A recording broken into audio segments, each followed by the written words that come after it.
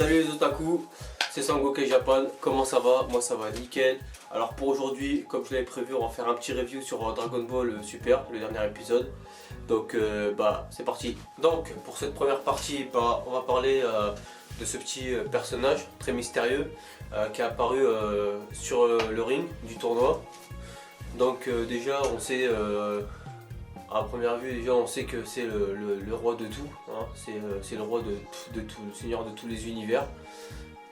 C'est assez impressionnant parce que jusqu'ici déjà on avait pas mal de surprises, hein, par rapport déjà au dieu de la destruction, à la puissance que Whis pouvait avoir, donc on a beaucoup de surprises. On sait aussi que qu'il s'appelle Xeno.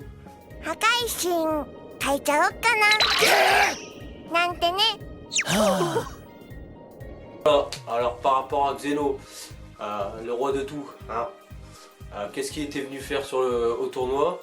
Bah voilà, il était venu un peu engueuler les dieux de la destruction, hein, parce qu'ils n'avaient pas demandé l'autorisation pour faire le tournoi. Voilà, tout simplement, il était venu les engueuler. Après voilà, on a eu le droit à la petite blague, hein. Bon bah faudra changer les dieux de la destruction. Non, c'est une blague. Donc j'ai trouvé ça franchement, j'ai pété une barre, j'en pouvais plus. Ça m'a fait rigoler, surtout en plus comment Beerus et Champa ah ouais, bon bah c'est toi le chef, hein, donc ça m'a tué, franchement c'était un truc de fou, j'ai trouvé ça trop énorme, c'était énorme. Donc après bah non, contre toute attente, Xeno il a changé d'avis, hein. Qu'est-ce qu'il veut faire maintenant? Il veut faire un tournoi entre tous les univers, hein. Voilà, un truc bien badass là. Franchement ça va être du sol, franchement j'ai trop hâte.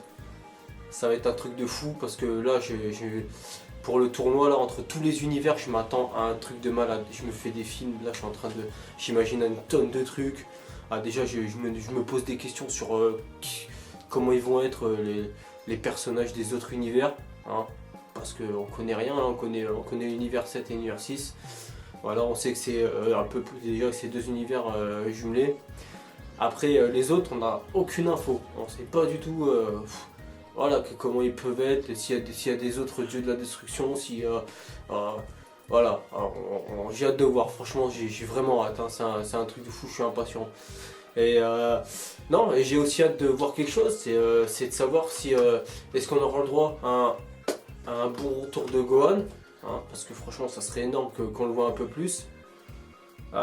Pourquoi pas, voilà, un petit Goten et Trunk qui s'entraînent, voilà, qui reviennent en forme. Et pourquoi pas, voilà, si c'est autorisé, voilà, revoir un peu le Gotenks, parce que ça fait un petit moment qu'on l'a pas vu, voilà. Moi j'aimerais bien le revoir un peu, voilà, se fighter quoi. Parce que moi j'aime bien Gotenks, hein. C'est un bête de personnage, c'est une putain de fusion. Moi j'adore. Donc voilà, non, j'ai hâte de voir, franchement, parce que là, le tournoi, ça va être un vrai truc de malade, voilà. Alors pour cette partie, on va parler des fameuses Super Dragon Ball et du fameux Super Chiron. Alors voilà, pour parler des Super Dragon Ball, moi personnellement je m'y attendais pas. C'est vrai que c'était mine de rien une belle surprise de savoir que la Dragon Ball c'était la planète sur laquelle ils étaient en train de faire le tournoi. C'était franchement une bonne surprise pour moi. Non, franchement je m'y attendais pas. Il y avait quelques doutes pour savoir où elle serait, est-ce qu'elle serait là, est-ce qu'elle serait parmi les autres Dragon Ball sans que les autres la voient. Mais non, c'était la planète sur laquelle ils étaient. C'était super cool d'apprendre ça. Après, pour parler du Chiron, franchement, je m'attendais à pire au niveau du design, au niveau de sa forme et tout. Non, j'étais super content parce que franchement, le Super Chiron, là, le dragon divin, il imposait, franchement il imposait, hein. Déjà il était grand, il était en train de se balader dans tout l'univers là, comme s'il avait des billes à côté de lui là. Et non, franchement c'était un truc de fou, j'étais super content. En plus par rapport au langage divin pour l'invoquer et pour faire le vœu, je m'y attendais un peu. Et pour vous dire, j'ai fait référence à Porunga sur la planète Namek. Voilà, tout simplement, pour pouvoir invoquer et faire le vœu sur la planète Namek avec Porunga, il fallait parler du Namek, tout simplement.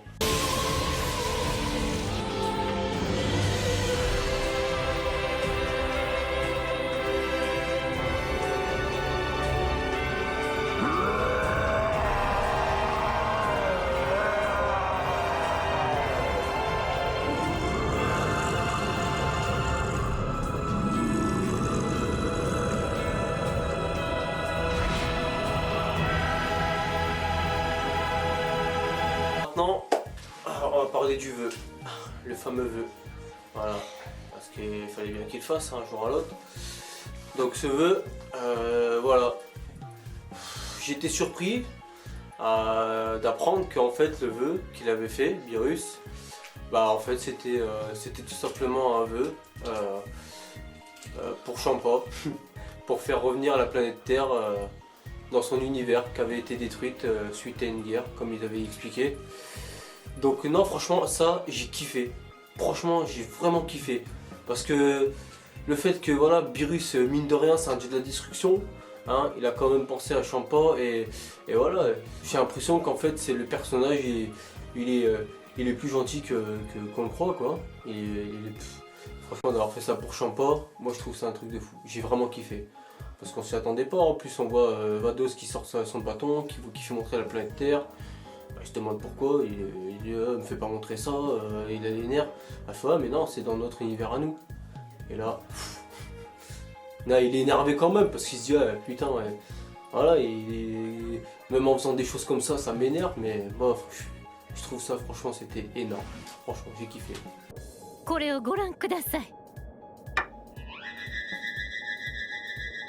地球か。血縁見たかもない。違うんです。何がだよ。これは第六宇宙の地球です。え？我々の第六宇宙にある地球に人間が復活しています。なんだと？しかも第七宇宙の地球と同じような文化まで。ということは。Alors voilà, on va parler du preview de l'épisode 42. Principalement sur le personnage dont Goku est en train de se battre avec. Alors personnellement, sur ce personnage, j'avais pas mal de questions. Je me posais pas mal de questions. Et déjà, premièrement, est-ce que c'est vraiment Monaka?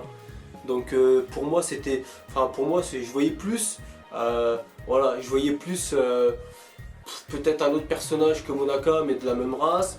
Ou alors je voyais plus peut-être aussi un rêve de Sangoku peut-être, je sais pas. Mais contre toute attente, c'est vrai qu'en regardant la vidéo de Hensei, c'est vraiment pas bête ce qu'il a dit. De se dire que Vegeta a mis un costume de Monaka sous une autre forme pour pouvoir se battre avec Goku, franchement, c'est vraiment pas bête. Et je m'attendais peut-être pas à ce que quelqu'un se pose la question sur ça. Et ça serait énorme et ça serait franchement logique. Hein, parce que Beerus, on sait qu'il veut que Goku reste sérieux, il veut qu'il se dise que quelqu'un est beaucoup plus fort que lui dans son univers. Donc ça serait logique que Beerus vienne demander genre à Vegeta, mets le costume de Monaka et bats-toi contre Sangoku pour qu'il te fasse montrer la puissance, quoi. Non, franchement, ça serait vraiment énorme si ça se passe comme ça. J'aurais kiffé, je kifferais. Après, autre chose que moi j'ai kiffé personnellement, ça me dérange pas du tout, c'est de revoir l'ancienne tenue de Sangoku. Voilà, parce que je me doute qu'il y en a que ça a pas dû plaire. Après, moi ce que je vois bien, c'est vrai que ça serait cool ça, hein, que voilà sur Terre et tout pour s'entraîner, voilà avant le tournoi que Xeno a proposé. Sangoku il a sa petite tenue d'avant et pourquoi pas pendant le tournoi porter les couleurs de Whis, la nouvelle tenue, quoi. Ah, franchement après que ce soit une des deux, ça me dérange pas du tout qu'il la remette, hein. Franchement je trouve même c'est énorme. Alors maintenant petit passage théorie, voilà ma petite théorie à moi, ça serait que déjà par rapport au tournoi qui va sûrement arriver, hein, le tournoi de Xeno, ce que je kifferais déjà c'est premièrement des personnages badass, des personnages super forts, des personnages qui sont à un niveau où voilà, Goku, Vegeta, déjà, va falloir qu'ils se surpassent. Ça serait vraiment énorme. Après, de très beaux combats. J'attends vraiment de très beaux combats comme on a vu là pendant le tournoi de Champa et Beerus. Après, ce que je kifferais, c'est ce que j'aimerais, en espérant que ça arrive, ça serait vraiment un Gohan qui revienne, mais super bien entraîné, super badass. Voilà, parce que voilà, je suis pas le seul, hein, il y en a plein qui aiment bien Gohan, qui kiffaient comment il était avant. Et on sait qu'il a le potentiel pour arriver à un bête de niveau. Après de là à dire qu'il arriverait au niveau de SSJ Blue, Je dis pas, il y a encore du chemin quand même, hein, il y a beaucoup de chemin. Mais arriver à un bon niveau pour pouvoir participer au tournoi de tous les univers, quoi. Ah, moi, franchement, c'est ce que je kifferais, hein. Ça serait énorme. Voilà, après, comme je l'ai expliqué, pourquoi pas revoir aussi un petit Gotenks, quoi. Goten et Trunks qui se sont entraînés durement, et voilà, qui reviennent. Si, comme j'ai dit, si la fusion est autorisée, voilà, une petite fusion, un pet de Gotenks, pourquoi même pas, voilà, revoir le Gotenks au niveau SSJ3. Moi, je le trouvais super badass celui-là, et depuis, on l'a pas revu, quoi. Ça serait énorme. Après, c'est voilà, c'est ce que j'aimerais moi. Comment ça va se passer, je sais pas du tout. Mais j'espère vraiment qu'il y a certaines choses que j'ai citées qui se passeront comme ça. Ça serait vraiment le top, quoi. Pour, pas que pour moi, pour pas mal de personnes, hein. La vidéo elle est terminée. Dites-moi ce que vous en avez pensé.